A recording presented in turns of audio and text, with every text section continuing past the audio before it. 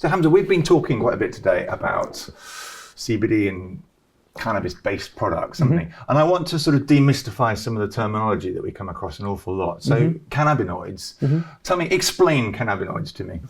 Yes, so cannabinoids are a group of phytochemicals found within cannabis. So some examples of these cannabinoids would be CBD, THC, also known as the psychoactive cannabinoid, also known to provide that high. We have other cannabinoids such as CBG, which is, again, the precursor. A lot of people don't know this, but this is the precursor for all cannabinoids. They all derive from CBG. There are acidic versions of cannabinoids, so we'd have CBDA, for example, THCA, and then a few controlled cannabinoids as well, such as CBN, THCV. Aside from them few examples I've give you, there are over 100 isolated cannabinoids we've discovered over the years. Why are some of these more important than others, or why are you more interested in some than others? So we analyse here for THC, CBD and a few other cannabinoids. So we'd be interested in knowing THC percentages within products. As mentioned earlier, this is the psychoactive cannabinoid. There are regulations surrounding that cannabinoid, so we want to ensure that cannabinoid is not contained in any of our products here. And it shouldn't by law? It shouldn't by law, no, not at all.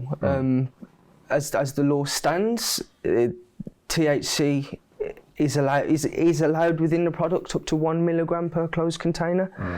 Anything after that, it's now an illegal product. I was looking earlier today, actually, at one of the different products that you do. One of them was the dermal patches, and I remember how nicely they smelled, actually, which was due to terpenes in here. Exactly. And I know you get terpenes in all sorts of fruit and vegetables and things. Why are they important in your products and cannabis-based products?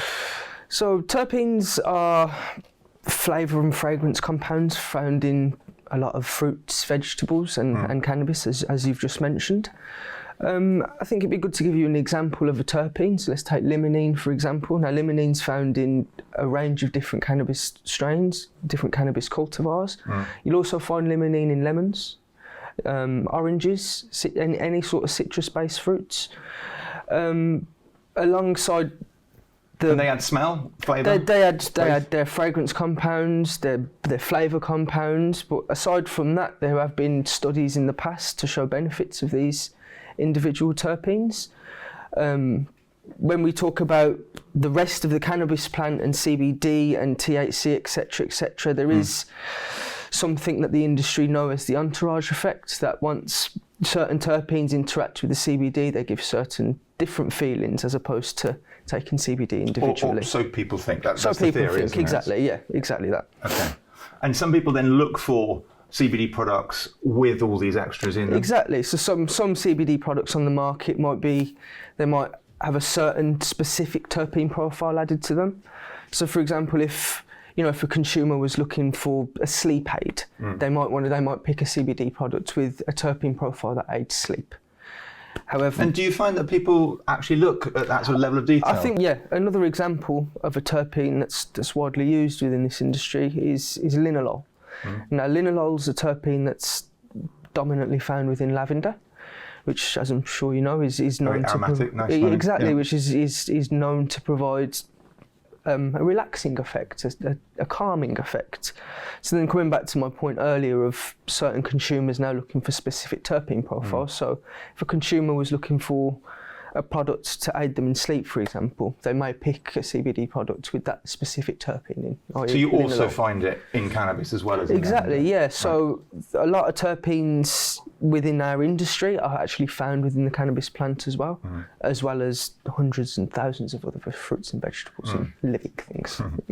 And so you can sort of pick and choose from a menu of different products. Pretty much. To really tailor-make very specific needs. Pretty much. So we have on our shelves down in our research and development area, we have terpene profiles, which we've developed over the course of 5 years, which again, for consumers, they can pick and choose for exactly what they're looking for, whether that be a sweet tasting CBD oil, a herbal tasting CBD oil. There's terpene profiles to cover everything. And the moment I think there is emerging research, but the research isn't necessarily there for all of this. Is it happening? Is it being done? Yes, certainly. So there's, especially when we talk about terpenes such as linalool, which is dominant in lavender, limonene, which is dominant in a lot of citrus fruits.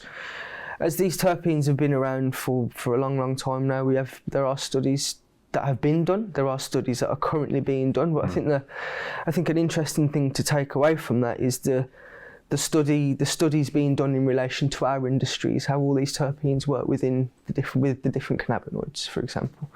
Again, alluding to that entourage effect we mentioned earlier. I understand. And are there any other compounds then that you can think of that are of interest and you think we should know more about? Yes, so there's a group of compounds found within cannabis called flavonoids. Lately, there's been a lot of research being done into the benefits certain flavonoids can provide. Just to give you an example of some flavonoids, we have canaflavin A, canaflavin B. You're not very imaginative with your names, are you? I mean, I wasn't the one to make them, so. So why are flavonoids of interest to you then here at British Cannabis? So flavonoids alongside terpenes are compounds that are being highly researched at the moment. There are supposedly a lot of benefits that come from flavonoids. In-house, we are developing a cosmetic range that will highlight the inclusion of these flavonoids into the products, hopefully then benefiting the consumer further down the line.